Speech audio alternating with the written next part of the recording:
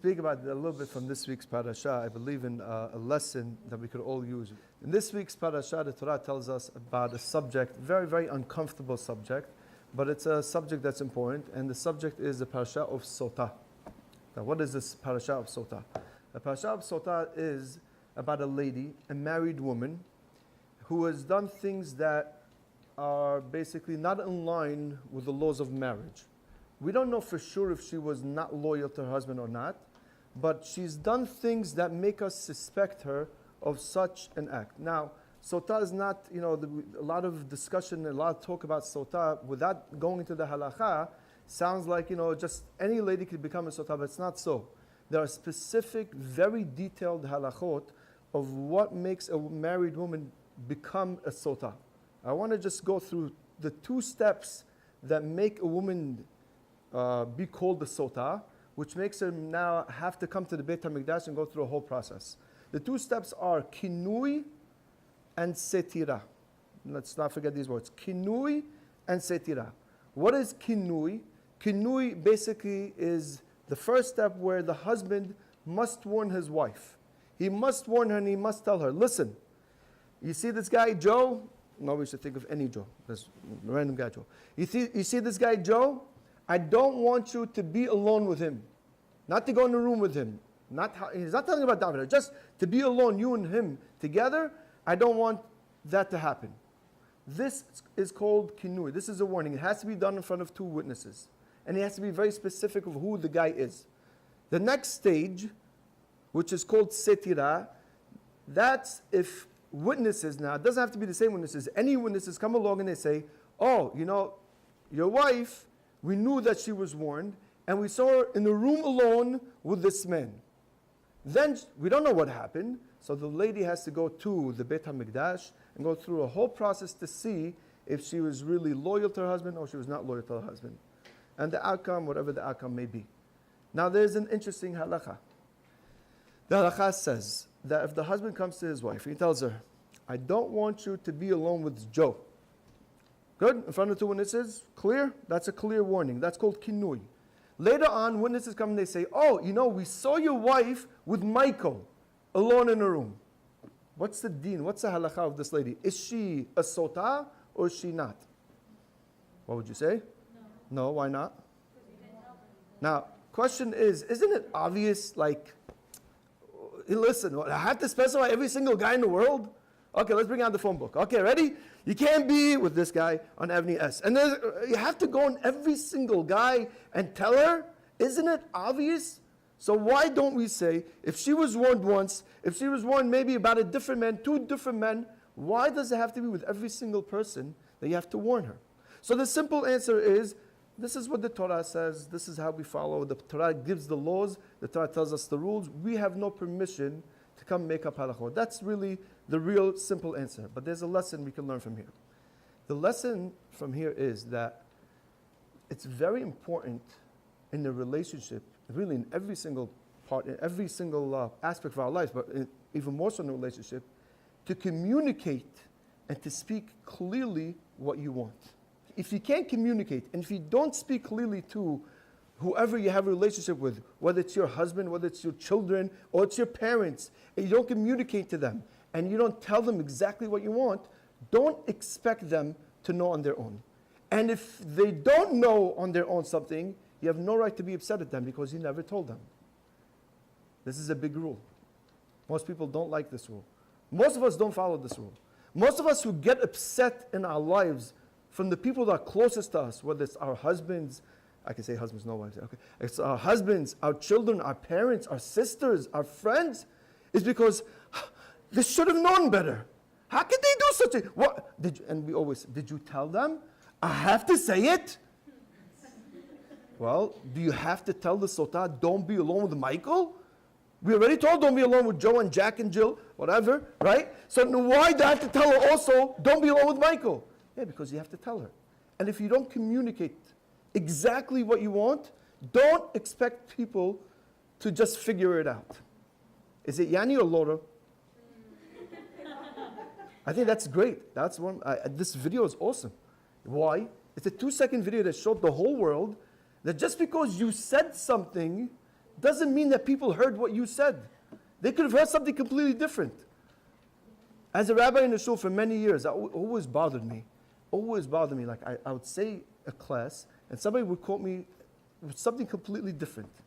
So Baruch Hashem, I started recording my classes. I'll say, oh, yeah, you want to hear what I said? Come, let's play it back. Baruch Hashem today, everything, right? But I realized afterwards, you may speak something, you may say something, but people could understand something completely different. And you can't hold them, you can't expect from them if you don't communicate properly. Communication is very important. Many times people will say, I said it. Yeah, fine, you said it, but what language did he speak?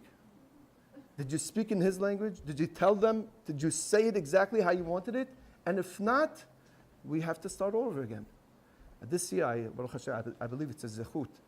I was forced into it, but Baruch Hashem, it's a big privilege. I'm teaching 6th graders and 7th graders, and again, we come back to the same thing. If I would say, like, the main lesson that I learned from this whole year of how to teach, it's this point. It's that not what I'm teaching is important. It's what they're learning. More important than what I'm teaching is what they're learning. You might say it's the same thing, but it's not really. Like we said by Yanni and Lolo, it's the same thing. If I'm telling you something and you hear something else, that means I didn't really communicate with you. I said it, but doesn't mean I communicated. And there are many reasons why what we say doesn't get heard. One of the main reasons is, if something is important to you, you don't say it at the wrong time, at the wrong place. Sometimes, we get calls about Shalom Bayit all the time. So the first question is, did you tell your husband? You know how many times I told him? Already it's coming out of, yeah, but how, then you bring the husband down. Your wife, this is very important to her. And she said she told you. Won't you tell me? What? She's right there. Yeah, remember that time when we came back from your parents' house and we got into the whole fight? Remember I told you then? That's not the right time. There's times of when to communicate. Something is important. You don't speak about it in the middle of a fight. Make an appointment. Make a schedule. If something is that important, then you say, I need to speak to you. I need to sit down. We need to make a time to sit down and speak about it. Don't scare the daylights out of him like Chas v'Shalom. You can tell him, oh, somebody's dying. No, just tell him, there's something very important and I need to speak to you. Not with anger also. Don't speak when you're angry. When you're angry, you shoot bullets and you don't know what you're saying and you probably don't even know, what you're trying to communicate. If it's important. If it's not important, like take out the garbage, say whatever you want, Yell at him, take it out. Oh, okay, don't take it out. But if something is really, really important and you need to speak and you need to tell someone, you need to know how to communicate and how to give it over. Rabbi Twersky has a book on marriage. I was told before I got married, make sure you read that book. It's very, very good. It's called The First Year of Marriage, and my rabbi told me it works, and he's been counseling at the time, 35 years, he's been counseling couples. He said it's not only good for first year of marriage, it's good for every year of marriage, and I relayed the message over to you as well. It's called The First Year of Marriage. It's a great book. It covers a lot of things. Rabbi Twersky, Rabbi Avram Twersky. He's a rabbi, a psychologist. He's a mamash, I hold him in one of the Gedolim. And he writes in there something very interesting. The Rambam brings down that there's 13 principles of faith. You've maybe heard of it. It's a fancy word, basically the 13 anima amins. That means there's 13 things every single Jew has to believe, and if we don't believe in these 13 things, we're not considered Jewish.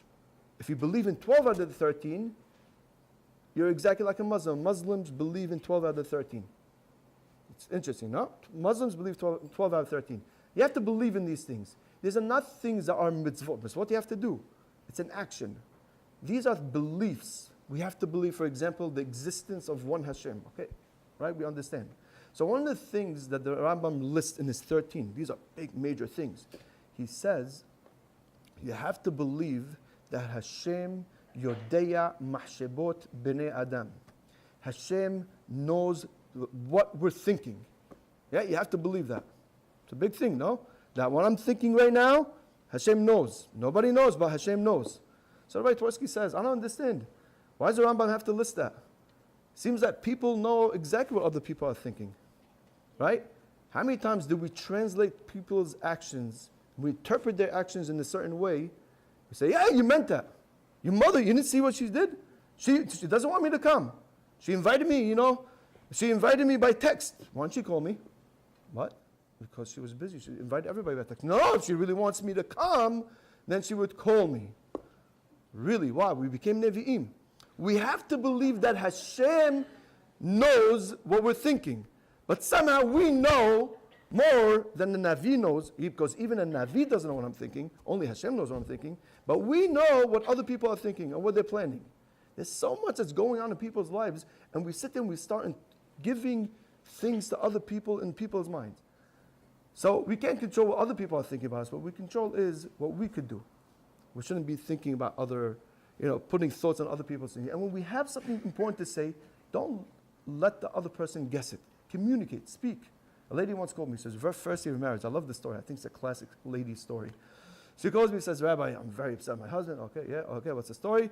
Yeah, he has a cousin. He just came over from Israel, and he's hanging out with him. And, I barely see him. He's so busy at work. All of a sudden, he has time. And he's not home. He's going out. He's visiting. He's taking him out here, there. And the other day, he comes home, and I'm sitting there very upset. He comes home very late. It's 1 o'clock. He says, is everything okay? And I said, yes, everything is okay. And he goes to sleep. I love this story. I said, what do you want him to do? What do you mean? Were you upset? Yes, so why don't you tell him? Well, why would I be up till 1 a.m.? You're right. He didn't think about that. What a crazy guy. Yeah. If it's important, you say it. If you're not saying, don't expect them to understand.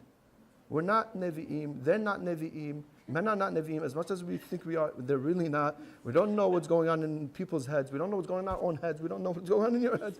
You need something, you need to say it. Why am I talking about this? Rabbi told me to speak about Hizuk Torah. Since he was out, I was able to squeeze a few words. No. The Rambam. It's okay, I'm already stuck. Okay. The answer is, I'll tell you why. There's a Rambam over here that talks about taking care of your health. So he says a person has to, everything that you do, you have to do it for one ultimate goal, to serve Hashem. So Rambam brings a lot of, in Hilchot De'ot, it brings a lot of different things of what a person has to do to stay healthy and to stay well. And he says over here, he says, why am I, it's a perek in Torah, why am I basically talking about health when I'm supposed to be talking about Torah? He says, you know why? Because if a person is not healthy, he's going to be too preoccupied with his illnesses and his pain and his sicknesses that he doesn't have the head to serve Hashem. Today, Baruch Hashem, medicine has advanced tremendously. Any pain, which is either Motrin or whatever it may be, we'll figure out how to get rid of the pain. But emotional pain, I believe, is something that haunts everybody, and especially disappointments in relationships, and that occupies so much of our time. So much of our time is occupied in this area. And it really doesn't let us serve Hashem properly. We're so focused on these things. And a lot of disappointments don't have to be there, because disappointments are created when we have expectations that are not met. I'll repeat it. Disappointments, which is the worst feeling in the world. You have to think about it on your own. You'll see that's right. The worst feeling in the world is disappointment. It's created by us. We expect, and our expectations are not met. And most of the time we're expecting from people or from things that are not within our control. I could expect from myself to do something that I'm in control of, and then if I'm failure or not, it's up to me. That means if I decide that from now on I'm going to go on a diet and I will only eat this and this and this much, it's in my control. If I want to, if I don't want to, it's in my control. But if I put somebody else on a diet and I expect them to be on a diet, or I expect something from other people, I have no control over them. If I have no control over them and I expected it from them, then it bothers me, it kills me. Why don't they listen? Oh, must be they don't care about me. I became a Navi again. Right? We don't understand. They also have a Yetzirah. Our expectations of our spouses, and that's really the most important relationship in our lives, and it should be the most important in our lives, are created by us, and it's really, a lot of it is really a waste of time. Not a waste of time, I mean to say we could have avoided the disappointments. If what? If we tell them. There's a famous joke, if it's not so famous, even if it's famous, laugh, it's good. So there's a woman and her husband, they get in a fight, and what happens when her husband and wife get in a fight? Nobody talks to each other. Right? That's it. Silent treatment. Okay, no problem. Right? Sign motions, okay. So now they both go to sleep. The guy remembers, I'm supposed to wake up at 5 a.m. I can't wake up unless somebody wakes me up. But I can't talk to her. If I talk to her, then I'm breaking the silence. Then I'm asur. According to halakha. Okay. So he decides, okay, I'm not going to talk to her, but I'm going to write her a letter. He said, please wake me up 5 a.m. She didn't go to sleep yet. He puts the post-it on her pillow. She can't miss it. He goes to sleep. He wakes up, of course, at 7 a.m. He missed the flight. He missed everything. He's so upset. She didn't wake him up. He turns around. He sees the post-it. He picks it up and says, it's 5 a.m. Wake up. Well, I'm not going to talk to him. He's not talking to me, right? But why does that happen? Well, we back up. What happened to the fight? There was a fight. Why was there a fight? Because it's the same story all the time. We expected them. Did you tell them? No, they should have known. Why? Because the Nevi'im? No, they're not Nevi'im. So we have to tell them. Do we have to tell the SOTA, don't be with Michael? Yes.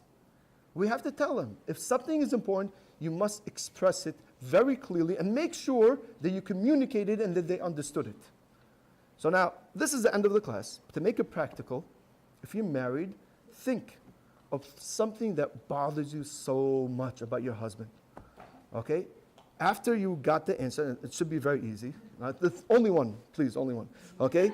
After you got your answer, who's laughing, I know now. No, I'm kidding. So after you got your answer, think, is that his fault or is it because we didn't inform them? Are we disappointed from them because we expect from them? Or is it not because we expect, maybe we did communicate, maybe there's something on their fault. Could we do something about it? Is this something only in their control? They have a button that controls my feelings of disappointment. Every time they don't do something, it makes me disappointed. So they're controlling my feelings or something that I could do something about. And when you come with that solution, you start. That's one way to start. It's one step. And you do one after another. Don't try to do everything in one shot, but one thing at a time. You see, if it creates such a great bond and such a happiness in the marriage. There's two ways to become happy. The definition of happiness is very simple. Hod Tzadikim says, when your expectations are met, you're a happy person. So either you get every expectation that you have met or lower your expectations. Don't have so much expectations. You'll be happy all the time. And especially in relationships, when things are not in our control, we should expect less. When we need something very important, we should communicate. Make sure we got the message over. When that happens, relationships become better. There's a lot more simha, and we can serve Hashem much better. Have a good night, ladies.